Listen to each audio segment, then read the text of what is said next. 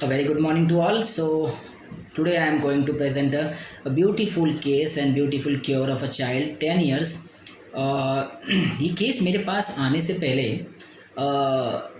उसके फादर ने बहुत जगह दिखाया because the child is suffering from 6 to 7 years and whole body is full of eruptions. ये पूरे बॉडी पे उसके पैचेस, पूरे क्रैक्स एंड ब्लीडिंग, पूरे हेड पे उसके पूरे patches and because of that patches की वजह से पूरी क्रस्टी उसके पास पूरा वहाँ से ब्लीडिंग होता रहता है, पूरे बॉडी पे ब्लीडिंग होता रहता है, लेग्स पे, stomach was distension like that, ascites form हो गया था उसको इतना ज़्यादा कि इसका इतना ज़्यादा पेट, इतना स्टमक पूरा बाहर आ गया था। And father was worried. उसने बहुत सारे मेडिसिन किए, अलग अलग एलोपैथ्स को दिखाया।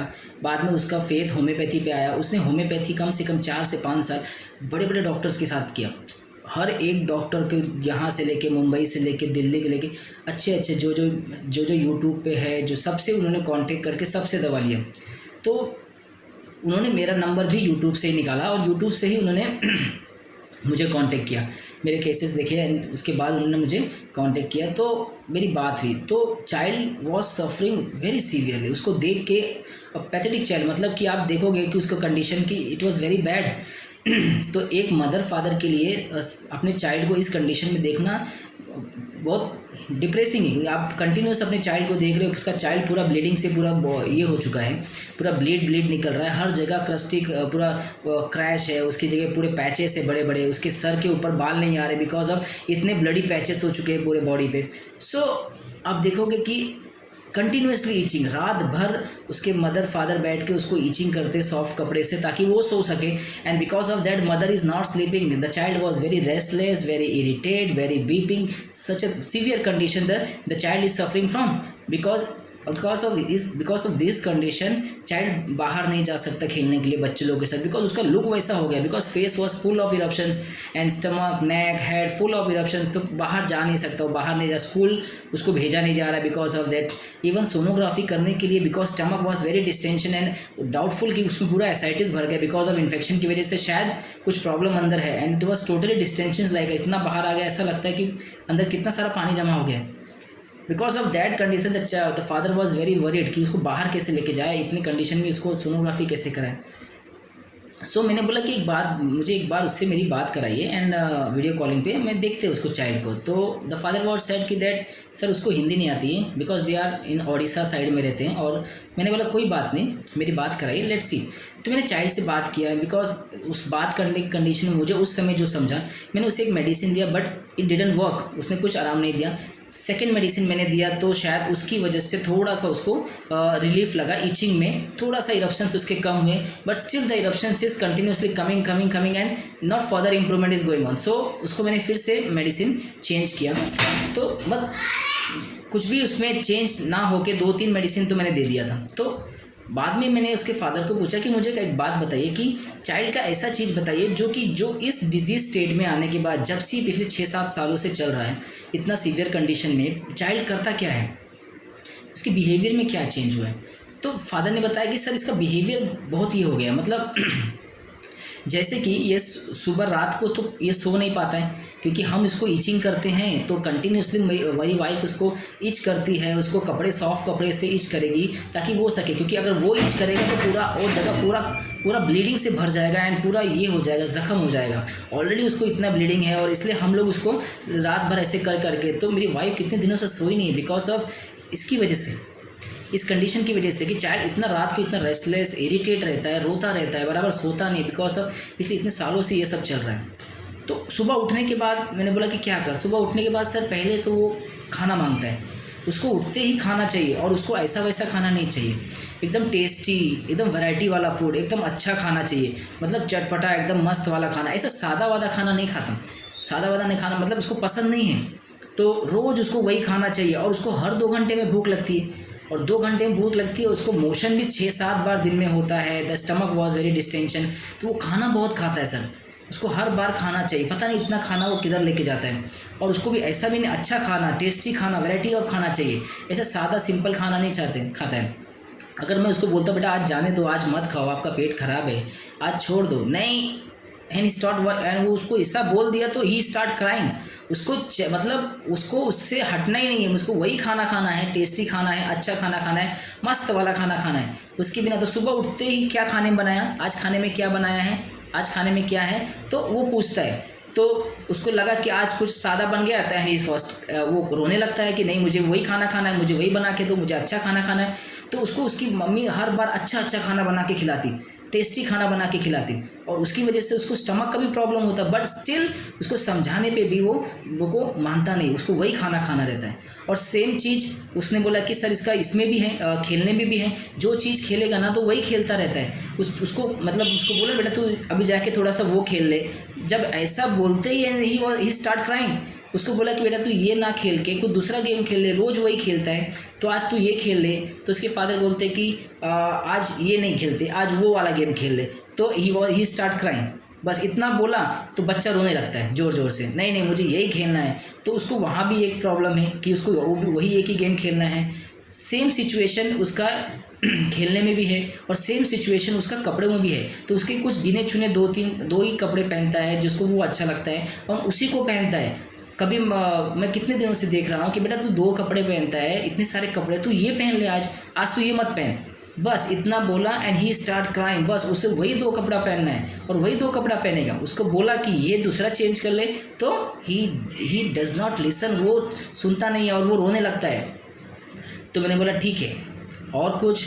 तो उसके फादर ने बताया सर यही सिचुएशन है, और बार बार उसको बाथरूम लगता है, 6-7 बार 8 बार पॉटी को जाता है, कभी उसमें कभी ब्लड भी आ जाता है ओकेजनली, मैंने देखा है। And father was Hyoscyamus. तो हर बार मुझे सर आपकी मेडिसिन तो सही है ना सर, आपकी मेडिसिन, आपका जो मेडिसिन दिया है उसका सिम्टम्स क्या है। मतलब द फादर वॉज कि इतने सारे होम्योपैथ के पास घूम चुका है कि उसके पास इतना नॉलेज आ गया है कि वो अब उससे कंपेयर करने लगा कि मेडिसिन सही तो है ना सर, मतलब हम सही डायरेक्शन में तो जा रहे हैं, हम कहीं गलत तो नहीं जा रहे हैं, कोई दवा तो बराबर तो काम नहीं करे। तो फादर वॉज इज़ टोटली हायोसामस। बाद में मैंने उन्हें हायोसामस से उनकी तकलीफ को ठीक किया था। तो उस केस के दौरान the father was very cautious कि वो मुझसे पूछता था कि सर आपने किस बेसिस पे इसको सिलेक्ट किया है मेडिसिन। तो this was a very tough situation. तो मैंने उनको एक्सप्लेन करता था कि हमने माइंड के बेस पे सिचुएशन पे सिलेक्ट किया है आपके बच्चे का मेडिसिन, डोंट वरी ठीक हो जाएगा। तो हर बार वो मुझे पूछते थे। तो ये केस मेरे पास 2 साल में ये इस केस में मेरे पास ये चला। Now the child was absolutely fine. तो मैंने बोला कि और क्या करता है, तो बोले सर और बस यही सब करता रहता है। और जब भी, वैसे तो मोस्टली वो अपने आप को मिरर देखता ही नहीं है, मिरर अवॉइड करता है देखने के लिए, मगर जिस दिन वो देख लेता है it was totally sad depressed, it like कि वो रो देगा भी, इतना सैड हो जाता है। और फिर वो मुझे आके पूछता है कि पापा मेरा ये तकलीफ़, मैं ठीक नहीं होगा क्या, मैं नहीं ठीक हो पाऊँगा, मैं क्या ठीक हो जाऊँगा इससे, मैं ठीक होता हूँ, मैं दूसरे बच्चों के साथ खेल सकूँगा। तो इस तरीके से वो क्वेश्चन पूछता अपने फादर को कि मैं इससे कब बाहर आ जाऊंगा डैडू, या मैं इससे कब बाहर निकल जाऊंगा, मुझे इससे ठीक होना है। तो उसके फादर उस कंडीशन को संभालने के लिए उसको बोलते कि नहीं बेटा तुम अभी अच्छे डॉक्टर के पास दिखा रहे हैं, तुम जल्दी ठीक हो जाओगे, तुमको जल्दी आराम हो जाएगा, तुम जल्दी से सब कर पाओगे जो बाकी बच्चे कर सकते हैं, स्कूल जा पाओगे। तो इतना सुन के चाइल्ड शांत हो जाता और फिर से वापस से अपना गेम खेलने लगता। सो ये सिचुएशन हर बार आती, जब भी वो देख लेता तो वो सैड हो जाता, डिप्रेस्ड हो जाता, दुखी हो जाता अपना इस पूरी बॉडी की सिचुएशन को देख के। And the father was same repeating कि नहीं इस बार अच्छा डॉक्टर दिखा है, इस बार अच्छी दवा दिया है, इस बार आप ठीक हो जाओगे, आप फिर से पहले जैसा नॉर्मल स्किन हो जाएगा आपका, आप पहले जैसा नहीं हो जाओगे आप। तो इतना सुन के बच्चा थोड़ा सा अपने आप को हाँ ठीक है इतना सुन के वो शांत हो जाता और खेलने लगता। तो ये बार बार होता है ये सिचुएशन, ठीक है। तो मैंने उनसे पूछा कि आपने बताया कि बच्चा को मतलब एक ही चीज़ जो फिक्स है, जैसे खाना चाहिए वैरायटी, उसमें कोई बदलाव नहीं करेगा, या फिर कपड़े में बदलाव नहीं करेगा, या फिर एक चीज़ सोच लिया कि मुझे ये करना, इसमें बदलाव नहीं करेगा। तो इसको और कुछ कंडीशन में समझाइए। तो बोले सर और एक कंडीशन में है कि जैसे अभी रात को ईचिंग करना हो, तो इसको ईचिंग करने के लिए उसकी मदर ही चाहिए, मतलब मैं करूँगा तो नहीं, वो भी मदर ही करना है, मेरे को फादर भी नहीं चाहिए, वो मदर से ही कराता रहता है, ईचिंग कराता रहता है। And he was sleeping. तो वहाँ भी उसको सिर्फ मदर ही लगती है। मैं बोला कि बेटा मैं कर देता हूँ, मामा थक गई है, मैं थोड़ा सा कर देता हूँ, but the child was not listening. तो वो मदर से ही ईचिंग कर रहा था। तो ऐसे बहुत सारे पॉइंट है जहाँ वो एक जगह पे फिक्स है कि मेरे को यही चीज़ करना है, इससे जहर नहीं आना है बस। तो पर्टिकुलर पार्ट्स में, पर्टिकुलर चीज़ों में वो चीज़ों को पकड़ के रखा है। तो यहाँ वो अपने आप को, हम बोलते हैं कि ये दूसरा कर लो, इसकी जगह पे आप ये कर दो, but the child was not listening and he start crying. He obstinate तो है, ही स्टार्ट क्राइंग। उसको कुछ भी बोला तो तुरंत रोने लगता है। तो आजकल इसका ऐसा बिहेवियर हो गया, इसको थोड़ा सा भी बात बोल दूँ तो इसको फटक से रोने लगता है। ये इसका सिचुएशन चल रहा है। सो मैंने बोला ठीक है चलो मेडिसिन देते हैं। So this is the process is going on. So ये केस एक्चुअली बहुत चैलेंजिंग था। बहुत सारे मुझे इसमें बहुत सोचना पड़ा है बच्चे के केस में, because the child is going on very severe condition. तो मैंने बहुत सारे तरीके से सोचा। बाद में मैंने उसे एक मेडिसिन दिया। तो मैंने उसे पहले स्टार्ट 30 पोटेंसी में दिया। 30 पोटेंसी देने के बाद द एब्डोमेन जो डिस्टेंशन था स्टार्ट रेड्यूसिंग, वो अपने नॉर्मल साइज में आ गया। And the eruptions was star little star, मतलब slowly slowly slowly slowly start getting better. उसको बीच में सर्दी हो गई, बीच में उसको फीवर आ गया, बस nothing medicine was change, nothing potency was change. Wait and watch किया एक 15 दिन, धीरे धीरे करके वो इरप्शंस कम होने लगे, सर्दी कम हो गई, फीवर अपने आप कम हो गया without giving any medicine. Distension जो इतना एब्डोमेन फूला हुआ था, ब्लॉटेड था, वो धीरे धीरे करके अपने नॉर्मल साइज़ में आ गया। स्टूल्स उसका कम हो गया।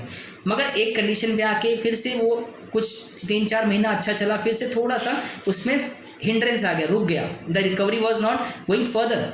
तो मैंने उसी पोटेंसी को फिर से वाटर में डिजोल्व करके दिया। Same again the recovery start हो गई, फिर से बहुत अच्छा चला और इरप्शंस कम हो गए और फेस के पूरे क्लियर हो गए। उसके बाल ग्रो होने लगे जो कि ग्रो नहीं हो रहे थे, पूरा पूरा फ्लैट हो गया था इरप्शंस की वजह से, पूरा जख्म हो गया था ऊपर। एंड उसके हेयर आने लगे, उसका फेस क्लीन होने लगा। एंड उसके बाद बीच में उसको फिर से रिकवरी बंद हुआ, फिर से थोड़ा सा हिंड्रेंस आया। मैंने 200 पोटेंसी में सिंगल डोज वाटर में दिया and again the recovery started. तो इस तरीके से धीरे धीरे करके वो रिकवरी फेज़ में आ गया। तो 200 देने के बाद एक उसे कंप्लेन आया, शायद उसको पेन बहुत रहता था, इस बॉडी में पेन रहता था और इरप्शंस में इचिंग बहुत रहती थी, वो नहीं जा रही थी। तो मैंने उसे LM पोटेंसी पे शिफ्ट किया 0/1 फॉर 15 डेज़ के लिए। तो 0/1 मैंने उसे 100 ml में एक गोली डिजोल्व करके 1 आवरली लेने बोला, एवरी 1 आवरली 10 ml लेने बोला। एंड फॉर 15 डेज़ के लिए उसको मैंने दिया। Slowly slowly the itching getting better, itching better होते गया, उसका स्किन क्लीन होता चला गया। उसके हेड के बाल जो पूरी तरह से गायब हो चुके थे वापस से रिग्रोथ होने लगे, इरप्शन सूखने लगे।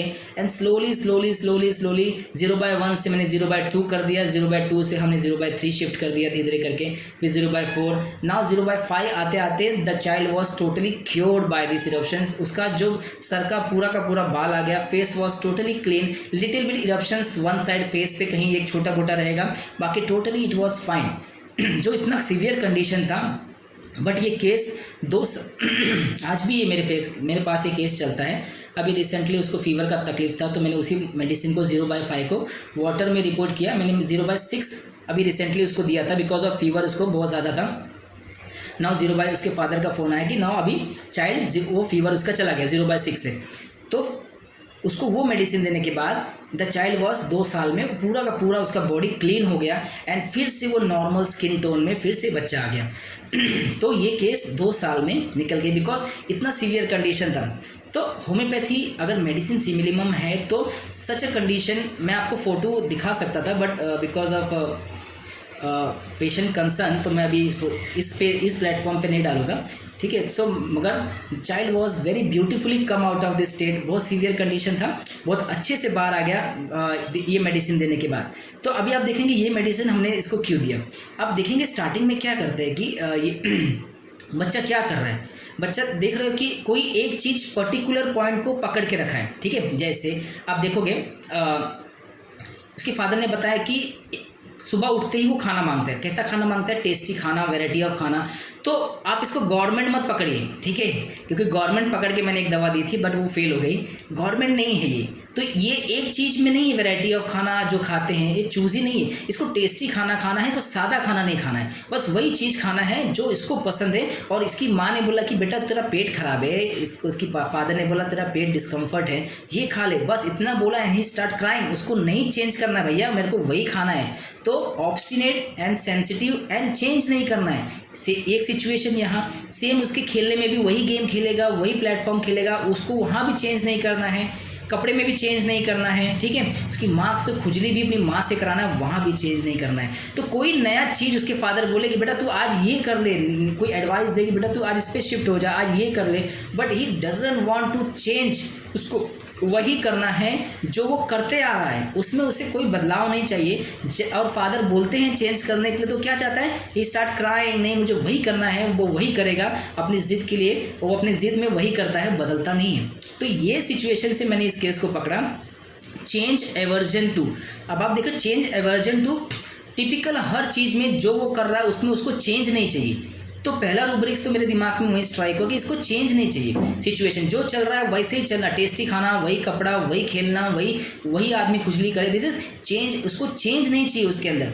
तो चेंज एवर्जन टू, उसके फादर एडवाइस देते हैं बेटा तू ये नया कर ले, कुछ नया ट्राई कर ले, नया ड्रेस पहन ले, तो new idea aversion to, new idea aversion to, it doesn't, कोई नया आइडिया नहीं चाहिए, सेम वही पुराना आइडिया, सेम वही पुराना थॉट, वही पुराना खेल, वही खाना टेस्टी वाला खाते रहना है, चाहे पेट खराब हो ना हो, डजंट मैटर। तो new idea aversion to, change aversion to, obstinate children, sensitive children, थोड़ी सी बात बोलता और तुरंत रोने लगता, तो सेंसिटिविटी बढ़ गई उसकी ना, तो सेंसिटिव इन चिल्ड्रन एक रूब्रिक है, ठीक है। और फिर फर्दर बढ़ते हैं, तो मैंने बोला और बताइए, तो उसके फादर ने बताया कि ये अपने आप को जब मिरर में देखता है ना तो बहुत डिप्रेस हो जाता है, बहुत सैड हो जाता है, ऐसा लगता है एकदम रोने जैसा मुंह हो जाता है। एंड वो मुझे आके पूछता है कि फादर मैं ठीक हो जाऊंगा ना, मैं इससे बाहर आ जाऊंगा, मैं बाहर लोगों के साथ खेल पाऊंगा, मैं स्कूल जा पाऊंगा, ये सब वो पूछता था। तो उसके फादर बोलते नहीं बेटा तुम सब कर पाओगे, अभी डॉक्टर अच्छे मिले हैं, वो अच्छी दवा देंगे, आप ठीक हो जाओगे। तो ये बार बार बच्चा उस कंडीशन में जाता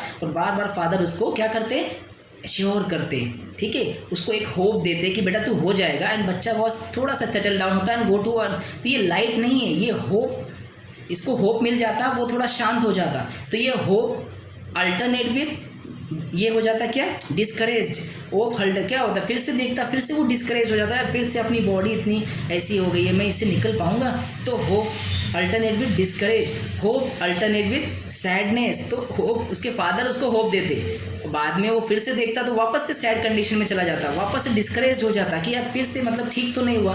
hope alternate despair, hope alternate sadness, hope alternative with discouragement, sadness and despair. तो ये चीज़ें अल्टरनेटिव चलती रही, कभी होप देते उसके फादर और फिर वो जब देख लेता तो वो डिस्करेज हो जाता है, डिमोराइज हो जाता है कि यार मैं हो पाऊँगा, मैं खेल पाऊँगा, कि वापस मैं जा पाऊँगा बाहर, क्योंकि वो स्कूल नहीं जाता था। ऐसी कंडीशन में आप एक बच्चे को स्कूल कैसे भेज सकते हो, क्योंकि पूरी बॉडी उसकी इरप्शन से भरी है। तो ही cannot go school also, he cannot go park also with to play with other children. तो मैंने उसके फादर को एडवाइस किया था जब थोड़ा आधा रिकवर हो गया था कि आप इसको बाहर ले जाओ, क्योंकि बाहर जब ये जाएगा इंटरेक्शन करेगा तो ये थोड़ा और मोटिवेट हो जाएगा और अच्छा रिकवरी करेगा, बिकॉज ये लोगों से मिलेगा, कॉन्फिडेंस लेवल इसका अच्छा हो जाएगा। तो उसके फादर ने उसको बाहर ले जाना चालू किया पार्क में, and he start getting interaction, communication with other children and और तेज़ी से उसकी रिकवरी बढ़ने लगी।